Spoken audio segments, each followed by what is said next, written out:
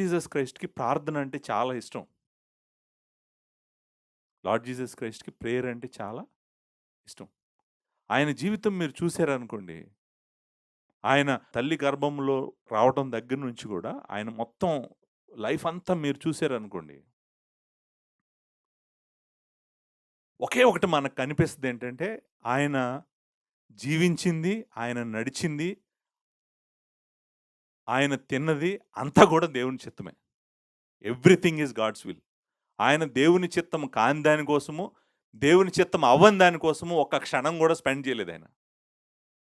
ఆయన అందుకే అంత గొప్ప ప్రార్థనా పరుడుగా మనం ఆయన్ని చూస్తాం. అంత ప్రార్థన నేను అనుకునేవాడిని. రాత్రంతా దేవుని సన్నిధిలో ఆయన గడిపాడు. తెల్లవారుజామునే ఇంకా చీకటిగా ఉండగానే అరణ్య ప్రదేశంలోకెళ్ళి దేవునితో గడిపాడు. రాత్రంతా దేవునితో గడిపాడు. ప్రతిసారి తండ్రి నీ చిత్తమే జరగాలని కోరుకున్నాడు. సిలువలోకెళ్ళక ముందు తన తండ్రి చిత్తమే జరగాలని కోరుకున్నాడు. నా ఆహారమే తండ్రి చిత్తం చేయటం అనుకున్నాడు. తండ్రి చిత్తం, తండ్రి చిత్తం, తండ్రి చిత్తం అన్నాడు. ఆయన అంత గొప్ప ప్రార్థనా పరుడై తండ్రి సన్నిధిలో గడుపుతా ఉన్నాడు. ఆయన ఏం గడిపాడు అని అంటే ఆన్సర్ ఏంటో చెప్పమంటారా? చాలా సింపుల్. ఆయన ఏంటంటే ఆయన ప్రార్థన అంతా ఏంటంటే తండ్రి నీ చిత్తం జరగాలి.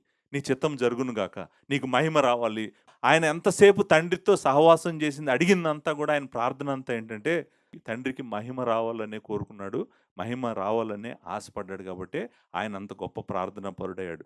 గొప్ప ప్రార్థనా పరుడు ఎప్పుడూ కూడా గుర్తుపెట్టుకోండి. తండ్రి నీ చిత్తమే జరగాలని నేను కోరుకుంటున్నాను. నా జీవితంలో నీ చిత్తం జరగాలి ప్రభు అని ఎవరైతే ప్రార్థన చేస్తారో, ఆ ప్రార్థనలు దేవుని చిత్తానుసారమైనటువంటి ప్రార్థనలు.